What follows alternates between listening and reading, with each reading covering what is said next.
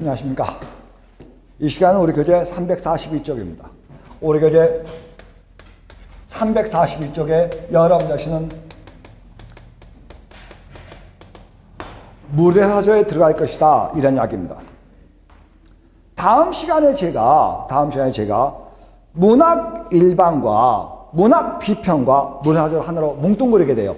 하나로 묶어서 설명을 드리게 된다, 이런 이야기입니다. 문의사조는 최근에 한 10년 사이에 한두 번 정도 시험 나왔어요. 시험에 거의 잘 나오지 않는 부분입니다. 그럼에도 불구하고 잊어버릴 만하면 한번 시험에 나와. 그래서 우리 교재에 보니까 뭐라고 나오냐, 문의사조란 무엇이냐, 특정한 시대를 지배하고 있는 문해상의 흐름을 이야기한다, 이렇게 나왔어. 됐습니까? 그래서 그 밑에 문해사조의 흐름이 나오는데 고전주의부터 어디까지 나와? 실존주의까지 나와주고 있어요. 그쵸? 그랬을 때 1, 2, 3, 4가 번호가 붙어있죠? 외우세요. 그게 바로 발생 순서야. 저는 말입니다. 저는 이렇게 외우고 있어요.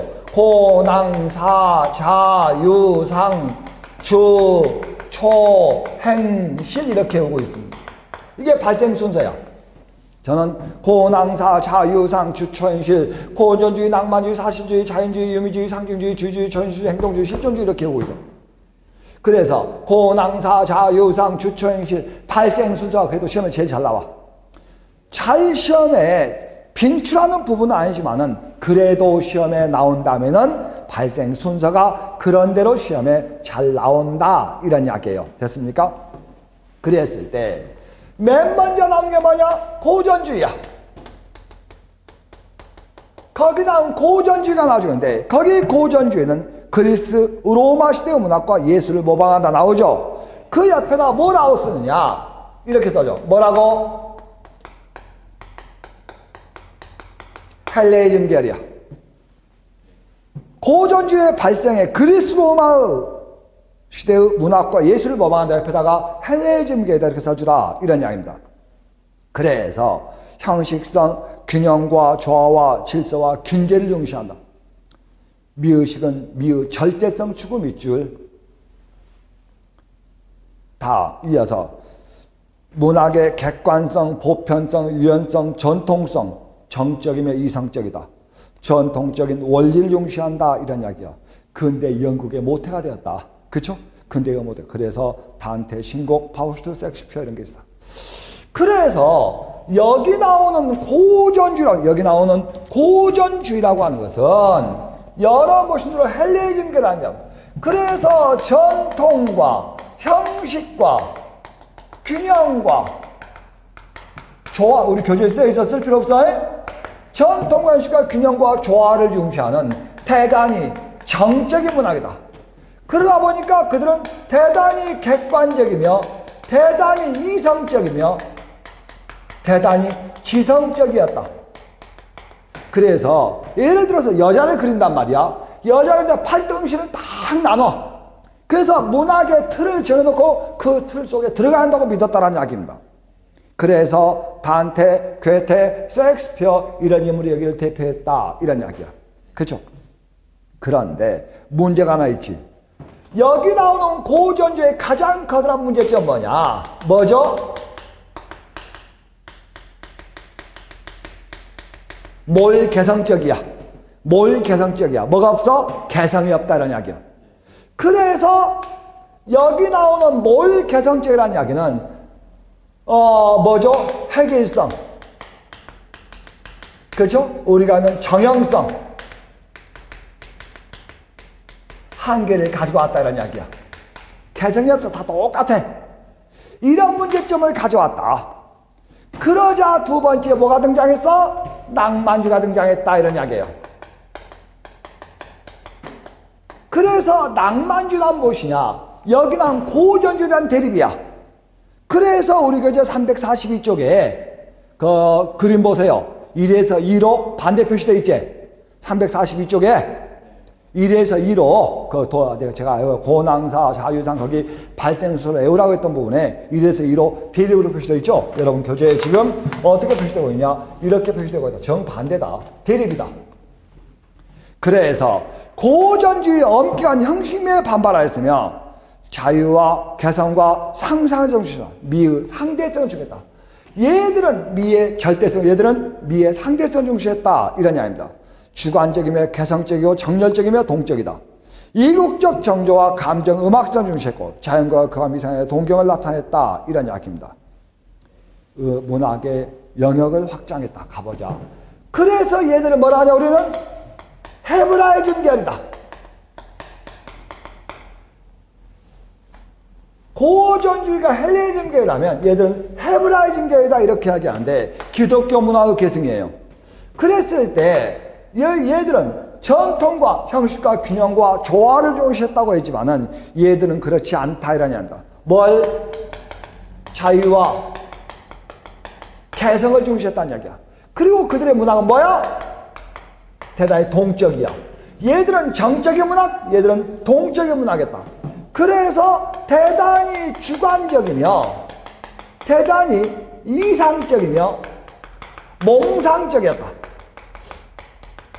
주관적, 이상적, 몽상적. 주관적, 이상적, 몽상적 이랬다. 이런 이야기입니다. 그랬을 때 거기 나오는 뭐죠? 이거 그 다음에 괴테 이런 인물들이 여기에 해당을 한다. 이런 이야기야. 되죠? 이렇게 보시면 돼요. 다 이래서 이렇게 등장을 하니까 이어서 등장하는 게 뭐냐? 세 번째 여러분 자신 사실주의야. 사실주의와 자연주의가 발생한다. 그쵸? 자, 우리 교재 342쪽에 보세요. 거기 그림을 보세요. 낭만주의에 대한 대립이 사실주의고 사실주의 계승한 게 자연주의다. 이런 이야기야. 그치? 그랬을 때 간다.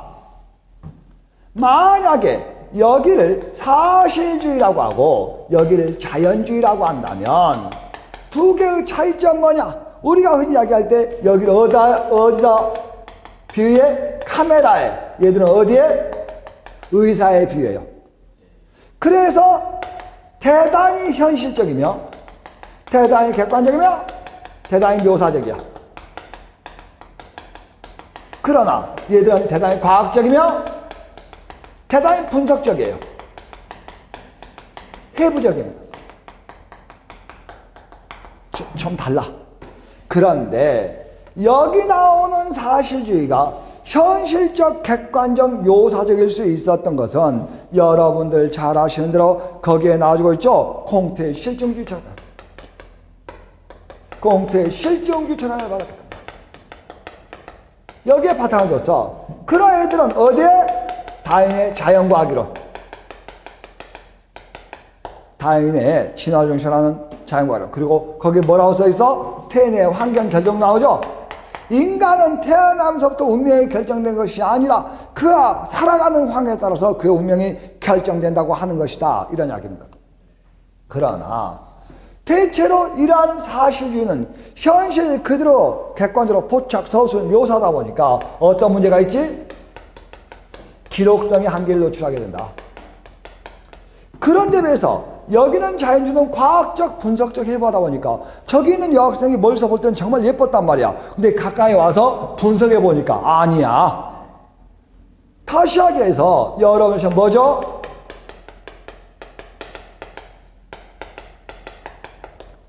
인간이 얼마나 악해질 수 있는가? 인간 삶의 세계가 얼마나 암흑면인가? 이런 것들을 묘파하게 된다. 묘사하고 파악한다는 뜻이에요.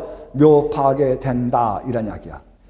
이리 했을 때 여러분 보신 대로 이 사실주의와 자연주의는 둘 다 뭐죠?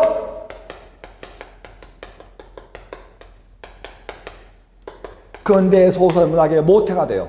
근대 소설 문학의 모태가 된다. 그래서 사실주의가 발달한 게 자연주의다. 이런 이야기야. 그랬을 때 거기 봐봐. 우리 교재 사실주의 봐봐. 이때 이 사자가 뭐냐? 여기 나오는 이 사자가 실은 베낄 사자예요. 여러분 사진 찍죠? 이건 베낄 사자예요. 현실 그대로 보고 베낀다는 뜻이야. 그랬을 때 낭만주의의 비현실성에 반발하여 등장했다. 꽁트의 실증주의 철학을 바탕을 두었고 객관적 묘사의 사실적이었고 친밀한 구성이었어. 그런데 비해서 현실 그대로 기록해버리는. 왜? 이러다 보니까 객관적 묘사적 현실이다 보니까 다 이어서 예술적 사실주의 됐습니까? 그래서 플러베르. 사회적 사실주의 발자크. 그 다음에 과학자주의 졸라. 이런 사람들이 있었다. 특히 과학적 사실주의가 결국 자연주의로 발달해 갔다. 졸라의 과학적 사실주의 옆에다 뭐라고 쓰냐? 이 말 써줘. 실험적 소설론이야. 졸라의 실험적 소설론이 발달한 것이 결국은 자연주의다. 이런 이야기입니다. 됐습니까? 다 이어서 그 밑에 자연주의를 읽어보니까 사실주의 계승이다. 말씀드렸어요. 다음 다인의 자연과학 이론과 환경결정론. 인간은 태어나면서부터 운명이 결정된 것이 아니라 그가 살아가는 환경여에 따라 운명이 결정된다는 환경결정론에 그 바탕을 둔다. 그래서 졸라, 그렇죠? 특히 졸라를 우리가 자연주의의 원조라 그래. 다음 이어서 모파상, 그렇죠? 그 다음에 뭐가 나옵니까? 거기 나오는 여자 일생. 그 다음 뭐가 나옵니까? 사실과 자연주의 근대에서 모태가 되었다는 말도 거기에 나와주고 있네. 됐습니까? 됐습니까? 다음 이어서 그 다음에 나온 게 뭐냐? 이번에는 유미주의야. 이번에는 유미주의가 나왔는데 이 유미주의는 여러 것도 사실주의와 자연주의가 여기서 등장했거든. 근데 이게 너무 꼴보기 싫은 거야. 왜냐하면 여기 나오는 유미주의는 뭐죠? 여러 모신대로 현실을 기록하는 것은 대체로 뭘 중시하지? 얘들은 자연미를 중시한단 말이야. 자, 봐봐. 고전주의 미의 절대성을, 낭만주의 미의 상대성을 얘들은 자연미를 중시해. 그런데 비해서 네 번째 나오는 유미주의는 그렇지 않았다. 이런 이야기입니다. 사실주의의 반발에서 생겼는데 거기 나오는 자연주의 인공미의 반발이라고 하는데 아니야. 반발 뭐죠? 자연미의 반발이야. 고쳐줘. 자연미의 반발이야. 사실주의와 자연주의가 가지고 있는 뭐죠? 자연미의 반발이야. 그래서 그 밑에 나오지. 인공미를 중시했다는 이야기야. 인공을 중시해서. 그래서 미의 창조를 예술의 지상 목표로 삼았다. 탄미주의, 예술지상주의, 예술이 한 예술이었다. 이런 이야기입니다. 됐습니까? 인간의 도덕적 가치나 규범을 파괴하는 퇴폐의 성격을 보는 경우도 드러났다. 다음, 형식과 기교를 중시하는 기교주의적 성격이 아주 강했다. 이런 이야기입니다. 됐습니까? 다음, 이어서 본래 악의 꽃이야. 이때 형식성, 기교성, 음악성의 애들은 대단히 형식성과 기교성과 음악성을 중시했다. 그리고 뭐 중시했다고? 인공미를 중시했다. 이런 이야기예요. 됐습니까? 이렇게 봐줘. 다음 이어서 보들레르 밑에다가 뭐라고 쓰냐? 보들레르죠. 밑줄. 상징시와 산문시의 개척자야. 그는 상징시와 산문시의 개척자다. 상징시와 산문시의 개척자다. 이런 이야기입니다. 됐습니까? 다음 이어서 다섯 번째 상징주의야. 이때 여기 나오는 유미주의를 계산한 것이 상징주의야. 됐습니까? 그런데 실은 그것보다는 이 상징주의는 유미주의 더하기 낭만주의야. 그래서 일명 후기 낭만주의다. 그래서 일명 후기 낭만주의다. 이런 식 이름을 붙인다. 이런 이야기야. 그래서 유미주의가 사실주의와 자연주의의 반발로 등장했으니까 상징주의도 마찬가지였겠지. 그래서 음악성과 언어의 상징성을 중시한다. 됐습니까? 그래서 음악성, 상징성, 암시성의 중시. 다음, 지성화된 감성을 가지고 내적 세계와 외적 세계의 조음을 다룬다. 그래서 상징주의는 형성과 기교성과 아울러서 인간 내면의 어떤 암시성도 같이 중시한다. 이런 이야기예요. 그런데 그 밑에 외우세요. 현대시의 뭐죠? 대표적 사조요. 그래서 현대시의 실질적인 출발점이야. 만약에 여기 나온 고전주의가 근대 희곡문학의 모태가 되고 사실 자연주의가 현대 소설문학의 모태가 된다면 상징주의는 뭐죠? 현대 시문학의 모태가 된다. 현대 시문학의 모태가 된다. 이런 이야기입니다. 됐습니까? 다음 이어서 이번엔 모더니즘이야. 원래 모더니즘이라고 하는 것은 통상 현대주의 또는 근대주의라 그래. 현대주의 또는 근대주의라고 한다. 현대주의 또는 근대주의라고 한다. 이런 이야기입니다. 됐습니까? 이리했을 때 1차 대전을 전후하여 현대의 정신적 편향에 따라 이루어진 다다이즘, 초현실주의, 신심주의 주지를 통틀어서 우리가 뭐라고 한다? 거기 나오는 모더이라고 한다. 다다이즘 밑줄. 됐습니까? 자, 여기 나오는 다다란 말이 있어. 그러면 다다가 뭐냐? 우리가 흔히 이야기할 때 아무것도 아님 이런 뜻이야.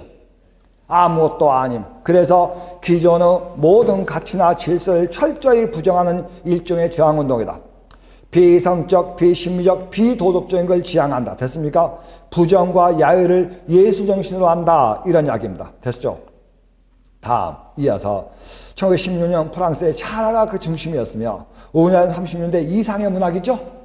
이상의 문학이 그걸 대표한다. 이런 이야기야. 다음 페이지입니다. 다음 페이지에 뭐가 왔어요? 주지주의가 왔죠? 밑줄. 시험에 잘 나옵니다. 주지주의 시험에 잘 나온다. 이런 이야기야. 됐습니까? 낭만주의에 반발하여 감정과 음악성보다는 지성과 이미지와 회화성을 중시했다는 점. 됐습니까? 그래서 낭만주의가 대단히 주정적인 데 비해서 얘들은 주지적이야. 지성을 더 중요하게 다뤄. 그래서 기성 도덕과 전통적인 권위에 반발하고 근대성과 도시적 문명적 특성을 보인다. 엘리어트의 황무지가 그걸 대표한다. 이런 이야기야. 됐습니까? 시험에 잘 나옵니다. 엘리어트 황무지 있죠? 그 옆에다 화살표. 그래가지고 뭐죠? 1930년대 어디에?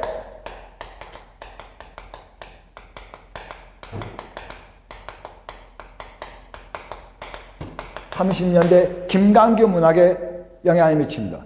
한국의 주지주의 시문학을 대표한다는 김광규 문학에 아주 심대한 영향을 미친다. 이런 이야기가 됐습니까? 이렇게 와.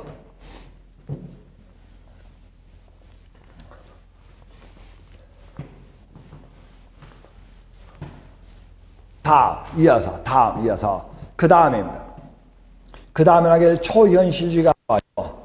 그런데 좀 문제가 있어. 왜냐하면은 한국 문학에서는 여기 나오는 초현실주의와 여기 나온 신심주의가 전혀 구분되지 않고 그냥 우리가 모던이라는 이름 아래 묶어서 나타나는 경우가 많아서 어떤 학생들은 그걸 물어보신 분이 있어. 그런데 아주 간단히 보자. 초현실주의는 뭐라고? 이건 시운동이야. 이건 소설운동이야. 이렇게 구분해줘. 가장 쉬워. 그래서 여기 나온 초현실주의는 여러분들이 잘 아신 대로 둘 다 뭘 쓰지? 여러분들 잘 아시는 인간대면의 잠재의식의 세계를 담당하는 공통점이 있다. 둘 다 인간대면의 잠재의식의 세계를 담당하는 공통점이 있다. 이런 이야기입니다. 그래서 대체로 여기 나오는 이건 뭘 쓰냐? 우리가 뭐라 하죠? 저는 이렇게 구분해요.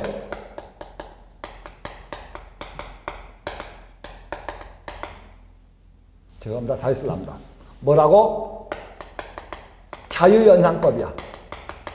얘들은 자동기술법이야. 거의 같은 이야기인데 여기 나오는 자유연상법은 인간에게 상상의 자유를 주자. 여기서 출발합니다. 자동기술법이라고 하는 것은 여러분들 잘 아시는 대로 의식의 흐름에 따른 서술이야. 그치?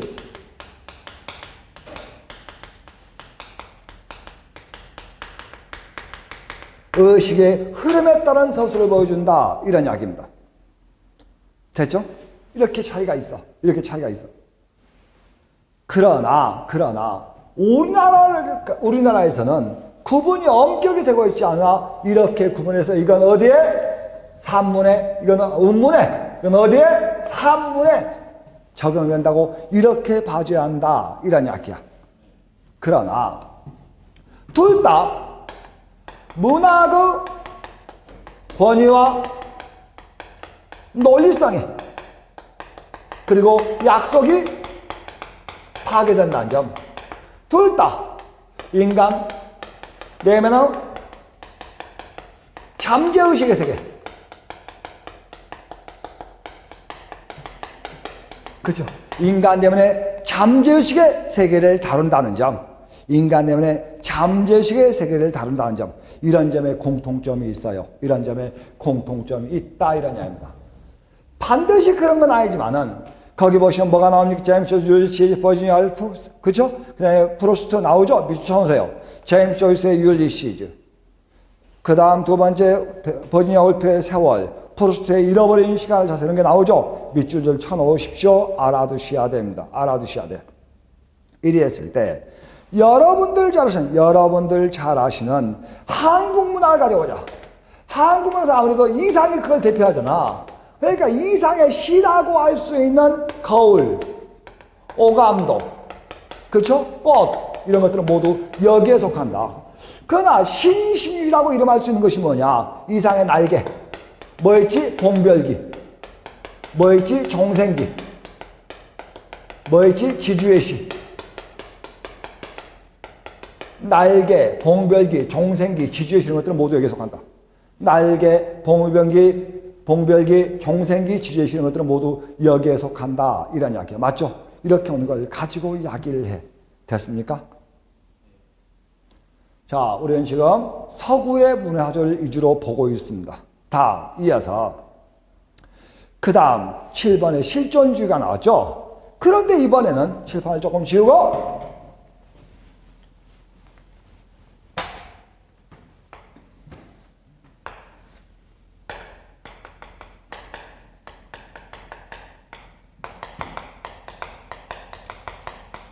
이번에는 행동주의와 실존주의를 구분하고자 한다. 행동주의란 언제? 이유고, 이건 언제야? 세계 제2차 대전 이후다, 이런 이야기입니다. 그래서 이건 뭘 중시해? 행동과 모험을 중시합니다. 그러나 이건 뭐죠? 허무와 공포와 좌절의 문학이야. 허무와 공포와 좌절의 문학이다. 그래서 우리가 이렇게 뭐라 하냐? 안가지망의 문학이야. 문학의 현실 참여야. 소위 우리가 뭐죠? 안가주망의 문학으로서 문학의 현실 참여를 보인다, 이런 이야기야. 그런데 비해서 여기 나오는 공포와 좌절과 허물을 보이면서 뭐죠? 비록 허구이긴 하지만은 극한의 공간에 사람을 밀어놓고 그 속에 사람이 어떠한 모습을 보이냐, 이런 데 초점을 맞춘다. 그러나 이 둘 다의 공통점은 뭐냐? 뭐죠? 둘 다 휴머니즘의 추구다. 둘 다 휴머니즘의 추구에 인도주의, 인간의 이런 데 초점을 맞춘다, 이런 이야기예요. 그죠? 대체로 우리 교재에 보니까 샤르트르, 까미, 그렇죠? 그 다음에 또 뭐 있지? 카프카, 이런 사람들이 거기에 나와주고 있네. 대체로 한국 문학에서는 선우위의 불꽃 같은 작품이 여기에 속해요.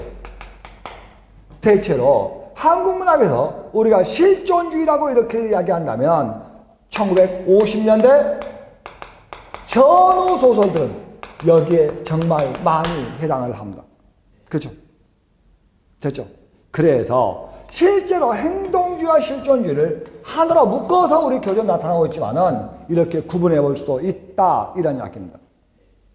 그래서 흔히 이야기하는 앙드레 말로, 앙드레 지드, 그렇죠? 생텍쥐페리, 앙드레 말로, 앙드레 지드, 생텍쥐페리는 이쪽에 속하고 까미, 카프카, 샤르트르는 실존주의에 속한다, 이런 이야기예요. 이렇게 보시면 되겠다. 이렇게 보시면 되겠다. 다음, 이어서 다시 우리 교재를 342쪽으로 와서 342쪽에 보니까 문해아조의 발생 순서 나오죠? 책 날개. 알아두셔야 돼요. 알아두셔야 돼. 됐죠? 고낭사, 자유상, 주초행실 이 순서로 외우시면은 쉽게 답을 맞을 수가 있다. 됐습니까? 다음. 그 옆에 문해아조의 흐름에서 고전주의가 뭐라고? 근대 희곡문학의 모태가 되었다면 사실주의와 자연주의는 뭐라고? 근대 소설문학의 모태가 되었고 낭만주의는 문학의 영역을 가장 확장시켜 놓았으며 상징주의는 현대 시의 모태가 되었다. 이렇게 말씀드렸어요. 다음 이어서 343쪽이야. 343쪽에 거기 보시니까 문학에 대한 다음에 대한 설명으로 공채 실증주의 그 말만 있고도 사실주의야. 그렇죠? 다음 문학의 맨 밑에 문학의 효용성과 가장 관련이 깊은 것은 무엇이냐? 당연히 계몽주의겠지. 문학 작품이 독자에게 어떠한 영향을 미쳤느냐 아닙니까? 그렇죠? 다음 이어서 그 다음 페이지에요. 3, 4, 4야. 3, 4, 4에 탐구학 써보니까 다음에 설명하는 문화적은 무엇이냐? 사실주의에 반발하고 낭만주의를 계승한 거야. 됐습니까? 후기 낭만주의지. 몇 번이야? 거기 나온 상징주의야. 내가 사실주의 자연주의에 대한 반발이며 유미주의와 낭만주의의 합성이 바로 뭐라고? 상징주의라고 이렇게 말씀을 드렸으니까. 다음 이어서 그 다음 페이지 문제도 여러분이 읽어보시면 돼. 됐습니까? 자, 읽어보세요. 자, 우리가 약 3시간에 걸쳐서 문학론을 보셨고 이어서 비평을 보셨고 이어서 여러분 자신 뭐 있었습니까? 문의 하조를 봤다 이런 이야기입니다. 간단히 한번 보세요. 자, 정리를 한번 해봅시다. 여기에 우리가 뭐가 있지? 순수문학이라는 게 있어. 순수문학이 게 있고 여기에 참여문학이 있다 이런 이야기입니다. 그런데 우리가 알고 있는 순수문학이라고 하는 것은 문학의 기능적 측면을 다룬 것이다. 맞죠? 그랬을 때 어디야? 헤브라이즘 계열이다. 근데 좀 뭐라고? 헬레이즘 계열이다. 됐어요? 자, 한 줄을 더 쓰기 위해서 남겨놨습니다. 이랬을 때 헤브라이즘 계열은 여러분 자신 낭만주의, 상징주의, 그렇죠? 유미주의 이러한 꼴들이고 여기는 헬레이즘 계열은 고전주의, 사실주의, 자연주의 이러한 꼴이다 이러한 이야기야. 맞지? 다음 이랬을 때 여기 나온 순수 문학은 뭐죠? 문학의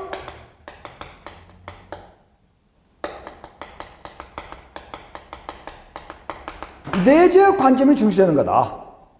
그런데 봐요. 이건 뭐죠? 문학의 외재의 관점이 중시되는 거다. 그래서 제가 뭐라 했냐? 여기 나온 내재의 관점은 무엇이냐? 언어, 구조, 이미지, 운율, 어조, 문체, 반어, 역설, 긴장, 모호성 이런 것들을 설명드렸고 외재의 관점은 무엇이냐? 시대성, 사회성, 민족성 이런 것들을 가지고 말씀드렸다 이런 이야기입니다. 그리했을 때 여기 나오는 순수 문학은 뭐죠? 기억나십니까? 결국 구조는 뭐라고? 형식적 비교가 밀접한 관련이 된다. 그러니까 여기 나오는 낭만주의나 상징주의나 유미주의 작품들은 형식주의 표현을 하기 아주 좋아. 그러나 이쪽은 뭐죠? 반영론이다. 그러므로 역사주의 비평을 하기에 좋다. 왜? 현실을 반영하는 고전주의, 사실주의, 자연주의는 아무래도 역사주의 비평을 하기가 아주 쉽다. 이런 이야기입니다. 작품으로 분석에 들어가기가 아주 편해. 맞죠? 됐습니까? 이리했을 때 여기 나오는 이러한 형식주의 비평은 제가 뭐라 했습니까? 기억나십니까? 뭘로? 분석 비평으로 발달해 갔다. 그렇죠? 그런데 그래서 역사주의는 대단히 객관적이며 과학적이다. 그렇죠? 그래서 우리가 뭐라 했지? 과학적 비평이라고 한다. 이런 이야기야. 그리했을 때 여러분이 가만히 보니까 문학의 기능적 측면에서 본다면 여기는 뭘 중시해? 문학의 유의적 기능, 문학의 유의적 기능을 중시한다. 문학의 유의적 기능을 중시한다. 그런데 왜서 여기 나온 참여문학은 유의적 기능이 아니라 뭐죠? 교시적 기능을 중시한다. 그래서 여기 나오는 이것은 제가 뭐라 했냐? 뭐죠? 쾌락적 기능이라고 말씀드렸고 이건 기녀로서의 문학이라고 이렇게 말씀드렸으며 여기 나오는 교시적 기능은 교사로서의 문학이기 때문에 교훈적이라고 이야기할 수가 있으며 이건 교사다 이렇게 하겠다. 제가 여러분하고 수업의 편리를 위해서 문학이란 도대체 무엇이냐, 비평이란 무엇이냐, 그 다음에 문화조란 무엇이냐를 공부했지만은 실제로는 이게 하나의 덩어리로 다니는 것들입니다. 자, 그래서 약 3시간을 쳐서 이 단원을 마쳤지만은 사실은 여기 나오는 뭐죠? 이 부분, 즉 비평 부분이 가장 시험에 잘 나와요. 벌써 몇 번째 말씀을 드렸는지 모르겠는데 비평 분야가 시험에 아주 잘 나온다. 꼭 알아두시라. 꼭 알아두시라. 이런 이야기입니다. 그렇죠? 꼭 알아두셔야 돼요. 자, 아무래도 여기 나오는 문화조는 시험에 나오는 비중이 좀 낮긴 합니다. 그래도 꼭 여러분이 알아두셨으면 좋겠다. 꼭 알아두셨으면 좋겠다. 이런 생각이 들어. 자, 제가 지난 시간에 우리 교재 341쪽이야. 341쪽에서 잠시 제가 이런 이야기 저런 이야기를 한번 해보겠습니다 해서 거기 나오는 신화주의 평을 제가 지난 시간에 하는데 지난 시간에 제가 뭐라 했냐, 여기에 뭐가 있지? 동굴이 있다. 이때 동굴은 재생과 부활의 의미가 있으며 대체로 우리나라에서는 당군 신화로부터 그걸 대신한다고 이야기했고 이건 재생과 부활의 의미였다고 이렇게 말씀드렸어요. 그렇죠? 그래서 이러한 것들이 우리 문학작품 속에 정말 많은 데 나타납니다. 그래서 지난 시간에 이야기한 대로 아무도 겪지 못했는데 모두 겪었다고 생각되는 것들이 있어. 예를 들어서 뭐 용에 관한 사료라든지 또는 우리 어렸을 때 그런 거 있죠. 우리 학교는 초등학교 다닐 때 우리 학교는 맨날 소풍 가려면 비 온다고. 그런 거 있죠. 왜 그런데 그때 뭐 공동묘지 학교를 지어서 그런데 뭐 이런 것부터 아주 잡다한 이야기들이 많지만 그건 사실상 인과성이 없습니다. 인과성이 없어요. 그래서 누구나 머릿속에 가지고 있는 보편적 세계를 가지고 이야기한다는 이야기야. 그죠? 그게 집단 무의식의 세계야. 그랬을 때 우리 교재 어디야? 341쪽 봐봐. 341쪽에 김성의 둥이라는 시가 나와. 자, 그랬을 때 시험 문제를 보라니까 내재적 관점이야. 내재적 관점이 뭐야? 문학의 언어, 구조, 이미지, 운율, 어조, 문체, 반어, 역설, 긴장, 모호성 이런 걸 분석하는 거야. 반어, 역설, 긴장, 모호성 이런 것들을 보는 것이다. 이런 이야기입니다. 됐습니까? 이런 걸 가지고 이야기를 해. 이리 했을 때 간다. 거기 보시면은 다른 거 던져불고 4번 보세요. 4.19 혁명이 강렬한 현실인 시기야. 그러면 4번은 당연히 뭐가 되지? 반영론적 관점이 되는 거야. 4번 당연히 반영론적 관점이 된다. 이런 이야기야. 다음, 3번 봐봐. 시인은 죽음조차도 별로 두려워하지 않아. 뭐죠? 작가의 삶을 중심으로 작품을 보는 것이기 때문에 당연히 뭐가 됩니까? 평론적 관점이 되는 거야.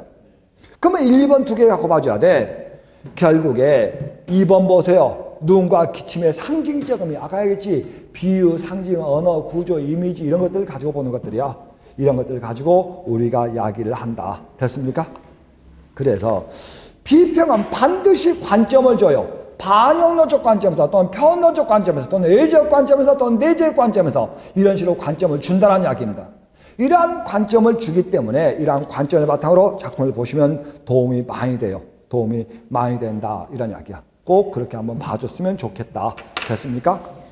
자, 여기까지가 여러분하고 저하고 해야 할 여러분 자신 문학 비평이다. 문학론이다. 이런 이야기입니다.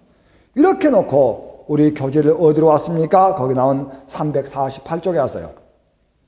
348쪽에 뭐가 나옵니까? 거기 나오는 문학이 나오죠. 이제 시, 소설, 수필, 희곡, 시나리오 이런 것들이 나온다. 그런데 사실은 말입니다. 시와 소설과 수필과 희곡은 시험에 나오는 비중이 아주 낮아요. 너무 낮아. 그래서 사실은 여기 나오는 이런 것들을 가지고 공부하시기가 좀 그래. 특히 지방직이나 국가직을 보시는 분들은 시험에 한두 문제, 두세 문제. 그 다음에 교육행정제 보시는 분은 서너 문제. 그 다음에 여러분 자신은 법원직이나 국회 사무실을 보시는 분은 너댓 문제 이래. 그러다 보니까 시가 한두 편이어야 하지. 소설이 한두 편이야 손을 댈 수가 있지. 그래 너무 힘들어. 그래서 여러분하고 시와 소설과 수필과 희곡은 계열을 중심으로 그 많은 시와 소설을 다 할 수는 없어요. 그래서 여러분하고 어떤 흐름을 잡아가면서 작품을 부음 보면서 복합합니다. 그래서 어떻게 답을 쉽게 고를 것이냐 이러한 공부를 하시기가 쉽다. 이런 이야기야. 그치? 꺼줘. 거죠. 자, 그래서 여기 나오는 여기 나오는 여러분들이 작품을 보는데 좀 빠른 진도를 가도록 하겠습니다. 시와 소설은 그렇게 잡아가는 게 여러분에게 가장 편하기 때문입니다. 자, 여기서 단원을 제가 끝내놓고 다음 시간은 그 다음에 나온 시부터 시작을 해서 한번 진도를 가보도록 그렇게 하겠습니다. 이 시간도 고생들 참 많으셨습니다.